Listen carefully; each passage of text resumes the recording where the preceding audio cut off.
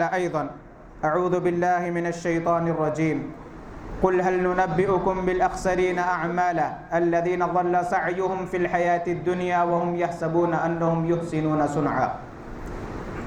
معزز میرے دینی و اسلامی بھائیوں، پردہ نشین ماؤں اور بہنوں، حمد و ثنا ہر قسم کی تعریف اللہ رب ذوالجلال کے لیے لائق و زیبا ہے۔ بے حساب درود و سلام ہو خاتم النبیین سید المرسلین رحمت للعالمین محمد الرسول اللہ صلی اللہ علیہ وآلہ وسلم پر۔ معزز سامعین، آج خطبہ جمعہ میں جس عنوان پر میں خطاب کرنے جا رہا ہوں وہ عنوان ہے گناہوں کے اثرات ہماری زندگی پر۔ گناہوں کے اثرات زندگیوں پر کس طریقے سے مرتب ہوتے ہیں، گناہوں کی وجہ سے کیا تباہی، کیا نقصانات ہمارے ساتھ پیش آتے ہیں۔ اس سلسلے میں کتاب و سنت کی روشنی میں چند اہم باتیں، یعنی 7 ایسے گناہ یا 7 گناہوں کی وجہ سے نقصانات جس میں عام طور پر ایک گناہ گار مبتلا ہوتا ہے، وہ 7 پوائنٹ کون سے ہیں کہ گناہوں کی وجہ سے کس طریقے سے ہماری زندگی متاثر ہوتی ہے۔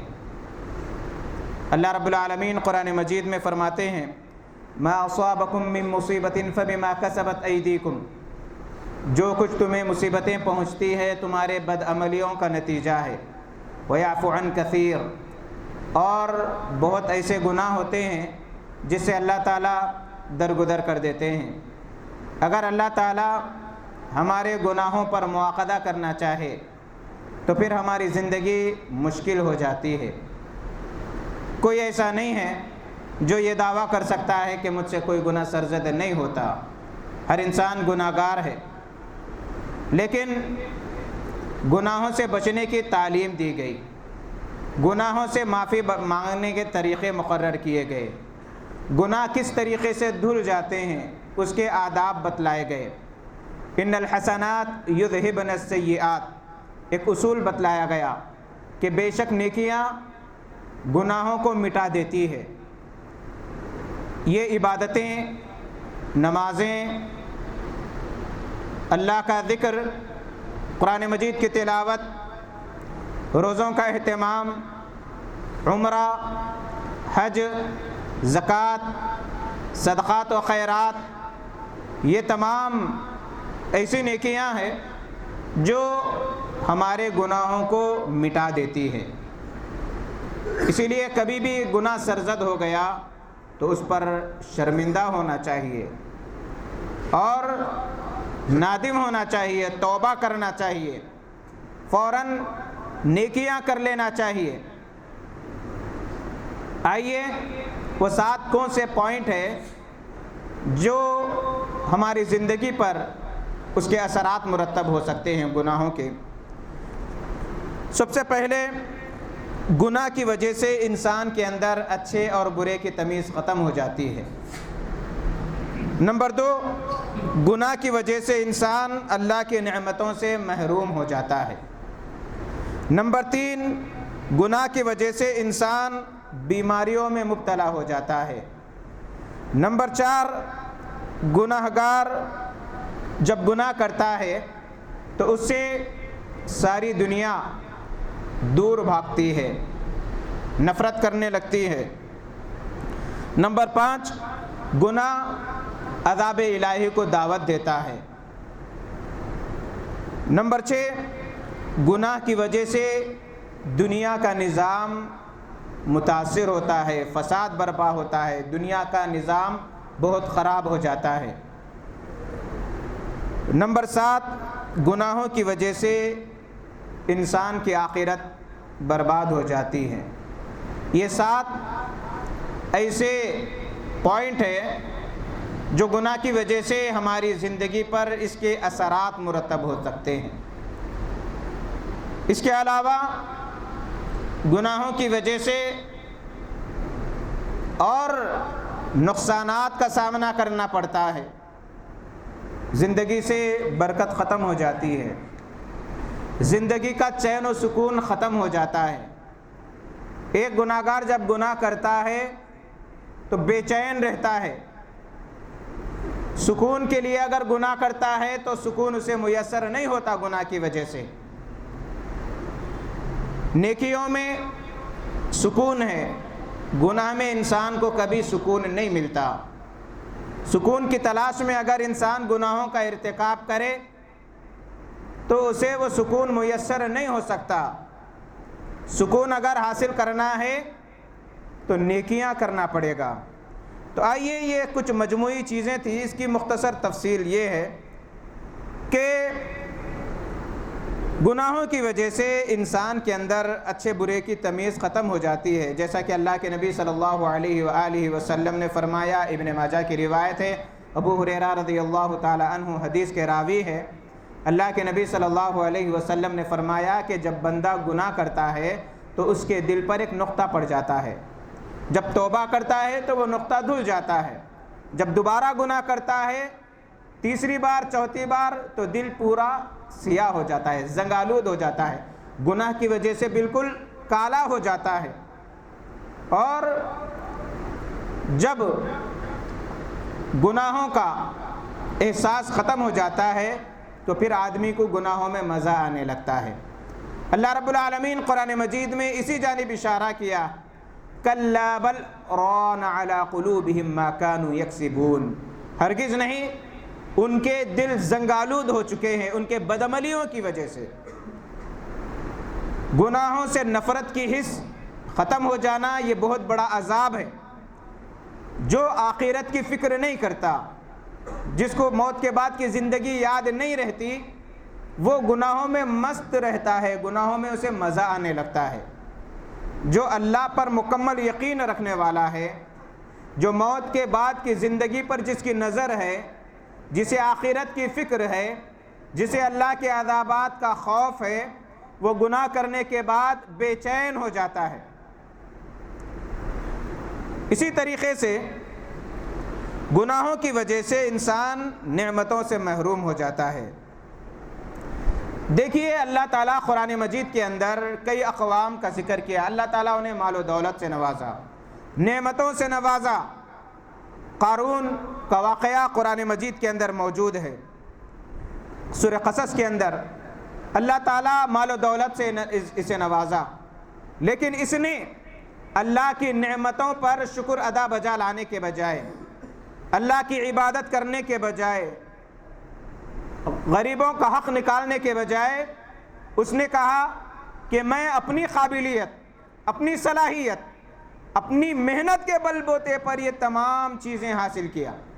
اور قارون کا خزانہ مشہور ہے، بڑے بڑے خزانوں کا مالک تھا۔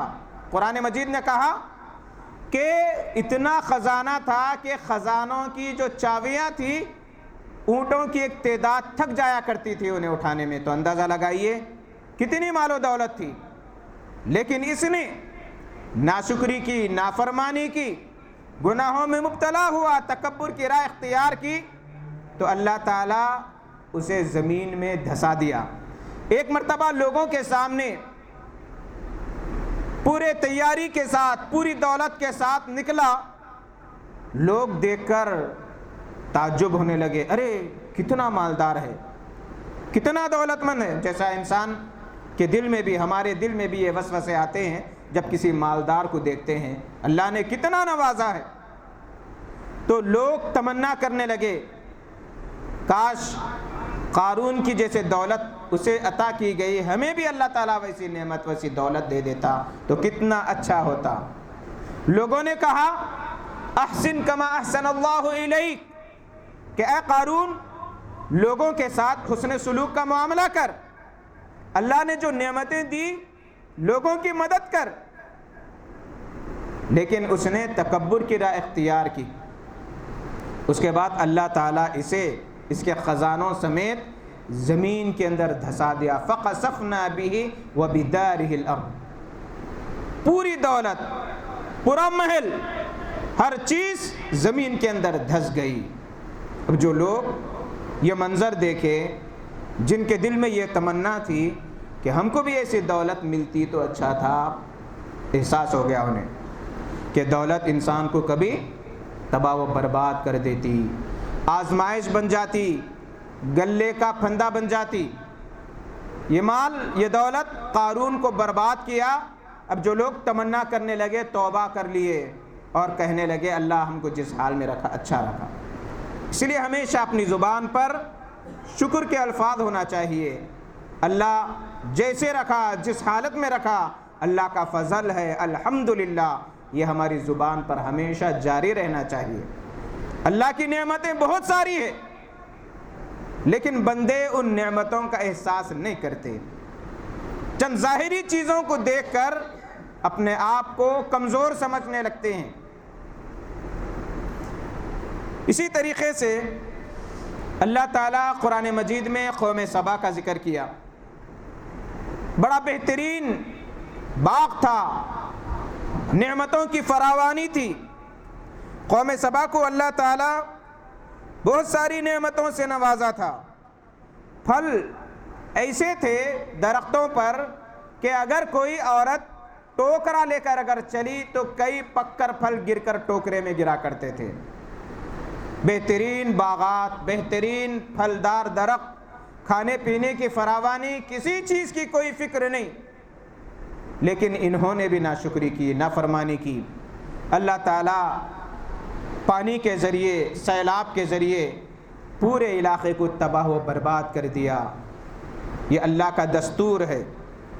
جب کوئی قوم نافرمانی کرتی ہے، تکبر کرتی ہے، ناشکری کرتی ہے، نعمتیں کھا کر گناہوں میں مبتلا ہو جاتی ہے، اللہ تعالیٰ اس قوم کو تباہ و برباد کر دیتا ہے، بعد والوں کے لیے عبرت کا نشان بنا دیتا ہے۔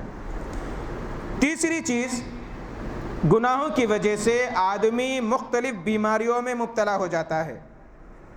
جیسا کہ ابن ماجہ کی روایت ہے، اللہ کے نبی صلی اللہ علیہ وسلم نے فرمایا ما ظہرت الفاحشۃ فی قوم حتی اعلنوا بها الا ابتلوا بالطاعون والاوجاع التي لم تكن في اسلافهم الذين مضوا۔ جب کسی قوم میں زناکاری، بدکاری عام ہو جائے اور لوگ کھلے عام اس کا ارتکاب کرنے لگے تو اللہ تعالیٰ ان پر طاعون اور ایسی مہلک بیماریاں مسلط کر دیتا ہے جو پہلے لوگوں میں نہیں تھی۔ آج سوشل میڈیا بہت عام ہے، گناہوں کے راستے بہت عام ہے، بے حیائی ہر جانب نظر آ رہی ہے۔ تقوی کا تقاضا ہے کہ ہم بے حیائی سے بچیں، گناہوں سے بچیں۔ غیر مسلم تو غیر مسلم شہرت کی خاطر، چند لائک کی خاطر، شہرت پسندی کی خاطر مسلمان اپنی قوم، اپنے معاشرے، اپنے خاندان کو تباہ و برباد کر رہے ہیں، بدنامی کا سبب بن رہے ہیں۔ سوشل میڈیا کے چکر میں، شہرت کے جنون کے چکر میں اچھے برے کی تمیز لوگوں میں ختم ہو چکی ہے۔ یہ سوشل میڈیا ایک فتنہ ہے، اور اپنے آپ کو جتنا ہو سکے بچائے رکھے، اور خاص طور پر کئی ایسے گناہ ہو رہے ہیں سوشل میڈیا کے ذریعے۔ اگر کوئی شخص ان گناہوں کو دیکھ کر دوسروں تک پہنچاتا ہے، یاد رکھیے دوسروں تک پہنچنے کے بعد جو لوگ وہ دیکھ کر گناہ کر رہے ہیں، پہنچانے والے کو بھی برابر اس کا گناہ کی سزا ملتی رہے گی۔ ایک ہے نیکی کرنا، نیکی کا ذریعہ بننا، دوسرا ہے گناہ کرنا، گناہ کا ذریعہ بننا۔ اگر کوئی گناہ کا ذریعہ بن رہا ہے تو ایک سزا نہیں بلکہ جتنے لوگ اس کی وجہ سے گناہ گار بن رہے ہیں پوروں کا وبال اس کے اوپر آئے گا۔ یہ فتنہ ہے، اس سے احتیاط کرنا چاہیے۔ اسی طریقے سے آج کئی بیماریوں میں لوگ مبتلا ہو رہے ہیں، پریشان ہیں، لیکن بیماریوں کا سبب فلاں وجہ سے بیماری آئی، فلاں وجہ سے آئی، فلاں وجہ سے آئی، یہ احساس نہیں ہوتا کہ ہمارے گناہوں کی وجہ سے یہ بیماری آئی۔ توبہ کرنے کی توفیق نہیں ہوتی، فوراً کچھ بیماری آ گئی، کچھ نقصان آ گیا، کچھ پریشانی آ گئی تو توبہ و استغفار کرنا چاہیے، اللہ کی جانب رجوع ہونا چاہیے۔ اسی طریقے سے چوتھی چیز، گناہگار سے دنیا نفرت کرنے لگتی ہے۔ جب آدمی گناہ کرتا ہے یہ سمجھتا ہے کہ میں بہت اچھا کر رہا ہوں، لیکن اس کے ساتھ والے، اس کو دیکھنے والے اس سے نفرت کرنے لگتے ہیں۔ دیکھیے کس طریقے سے نفرت کا سبب بن جاتی ہے وہ چیزیں۔ صحیح مسلم کی روایت ہے، اللہ کے نبی صلی اللہ علیہ وآلہ وسلم نے فرمایا، جب اللہ تعالیٰ کسی بندے سے محبت کرتا ہے تو جبرائیل سے کہتا ہے کہ اے جبرائیل، میں فلاں بندے سے محبت کرتا ہوں، تم بھی اس بندے سے محبت کرو، اور جبرائیل اس سے محبت کرنے لگتے ہیں۔ جبرائیل علیہ السلام آسمان میں اعلان کرتے ہیں کہ لوگوں، اے فرشتوں، اللہ فلاں سے محبت کرتا ہے، میں بھی محبت کرتا ہوں، تم بھی محبت کرو اس سے۔ اور محبت اللہ کن لوگوں سے کرتا ہے؟ گناہگاروں سے کرتا ہے، متکبروں سے کرتا ہے، ظالموں سے کرتا ہے، جھوٹوں سے کرتا ہے، فسادیوں سے کرتا ہے، بدکاروں سے کرتا ہے، شرابیوں سے کرتا ہے؟ نہیں، عبادت گزار، فرما بردار، نیک، صالح لوگوں کا درد رکھنے والا، عبادت گزار سے اللہ محبت کرتا ہے، حسن سلوک کرنے والوں سے اللہ محبت کرتا ہے، حج و عمرہ کرنے والوں سے اللہ محبت کرتا ہے، صدقہ و خیرات کرنے والوں سے اللہ محبت کرتا ہے، اپنی زبان پر اللہ کا ذکر کرنے والے سے اللہ محبت کرتا ہے، قرآن مجید کی تلاوت کرنے والوں سے اللہ محبت کرتا ہے، لوگوں کو کھلانے پلانے سے اللہ محبت کرتا ہے، لوگوں کے ساتھ خیر خواہی کا معاملہ کرنے سے اللہ محبت کرتا ہے، نیکیوں کو پھیلانے سے اللہ محبت کرتا ہے، نیکیوں کو عام کرنے سے اللہ محبت کرتا ہے۔ گناہگار سے اللہ محبت نہیں کرتا، گناہگار سے تو اللہ نفرت کرتا ہے۔ اللہ کے نبی صلی اللہ علیہ وسلم فرماتے ہیں، جب اللہ تعالیٰ کسی سے نفرت کرنے لگتا ہے، کسی گناہگار سے، جبرائیل سے کہتا ہے کہ جبرائیل، میں فلاں سے نفرت کرتا ہوں، تم بھی نفرت کرو۔ جبرائیل اعلان کرتے ہیں فرشتوں میں کہ اے فرشتوں، اللہ تعالیٰ فلاں سے نفرت کرتا ہے، تم بھی نفرت کرو، میں بھی نفرت کرتا ہوں۔ فرشتے نفرت کرنے لگتے ہیں۔ اس کے بعد اللہ تعالیٰ لوگوں کے دلوں میں اس کی نفرت ڈال دیتے ہیں۔ اگر کوئی نیک ہوگا تو فرشتے نیک لوگوں کی محبت دوسروں کے دلوں میں ڈال دیتے ہیں، کوئی اگر گناہگار ہوگا تو فرشتے اس کی نفرت دوسرے لوگوں کے اندر ڈال دیتے ہیں۔ اس طریقے سے گناہوں کے اثرات انسان کی زندگی پر مرتب ہونے لگتے ہیں۔ اسی لیے کسی بھی گناہ کو معمولی نہیں سمجھنا چاہیے۔ گناہ عذاب الہی کو دعوت دیتا ہے۔ اللہ تعالیٰ کئی قوموں کا ذکر کیا، قوم عاد، قوم سمود، قوم لوط، کئی اقوام کا اللہ تعالیٰ ذکر کیا، اور ان کی نافرمانیوں کی وجہ سے تباہ و برباد کر دیا، کسی کو ہواؤں میں اڑا دیا، کسی کے اوپر مسلسل بارشیں برسائی، کسی کو بیماریوں سے تباہ و برباد کیا، زلزلوں سے اللہ تعالیٰ تباہ و برباد کیا، زمین پلٹنے سے اللہ، پتھروں کی بارش سے اللہ تعالیٰ برباد کیا۔ اللہ کا ایک اصول ہے سورہ بنی اسرائیل کے اندر، وَإِذَا أَرَدْنَا أَن نُهْلِكَ قَرْيَةً أَمَرْنَا فِيهَا مُتْرَفِيهَا فَفَسَقُوا فِيهَا فَحَقَّ عَلَيْهَا الْقَوْلُ فَدَمَّرْنَاهَا تَدْمِيرًا۔ جب ہم کسی قوم کو، کسی بستی کو ہلاک کرنے کا ارادہ کرتے ہیں تو وہاں کے خوشحال لوگوں کو چھوٹ دے دیتے ہیں۔ مالدار، خوشحال، لیڈر ٹائپ کے جو لوگ ہوتے ہیں، ایسے لوگوں کو اللہ چھوٹ دیتا ہے۔